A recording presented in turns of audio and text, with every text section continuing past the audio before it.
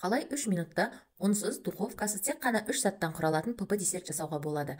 Мен сіздерге осы видеода дәл осы десертті көрсетемін. Сәлем менің достарым. Видеода сіздер 3 қана заттан тұратын ПП десерт, яғни диетадағы жандарға тәтті қатты жегісі келген уақытында тез әрі оңай жолмен дайындалатын осы ПП десертті ұсынамын. Ол үшін менің каналыма тіркеліп, лайк басып, комментарий қалдырыңыздар. Ал бисмилля, кеттік. Көріп тұрғандарыңыздай жұмыртқаны бір ыдысқа жарып аламыз. Жақсылап шанышқының көмегімен араластырамыз. Жақсылап араласқан жұмыртқаның үстіне бір бананымызды ашып, бөлшектерге бөліп саламыз және де шанышқымен езіп үгітеміз. Блендер болса, блендердің көмегімен жасасаңыздар да болады. Араласқан банан мен жұмыртқаның үстіне бір ас қасық какао саламыз.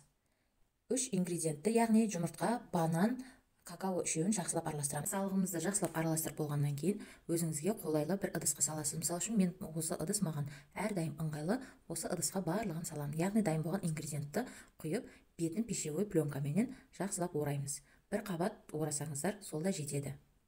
Енді ыдысымызды микроволновкаға, яғни микротолқынды пешке 3 минутқа қоямыз.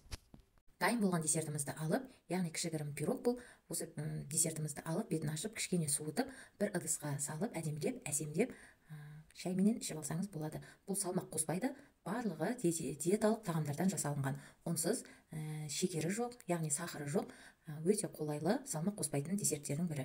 Ас болсын. Егер видео ұнаған болса, лайк басып, комментарий қалдырыңыздар. Менің каналыма тіркелуді ұмытпаңыз. Алдағы уақыттарда ПП рецептерді, бала тағамына байланысты рецептерді және де күнделікті үй жағдайында қолдағы бар продуктылармен тағам жасау түрлерінің рецептерін ұсынатын боламын. Ас болсын. Менімен бірге болғандарыңызға рахмет.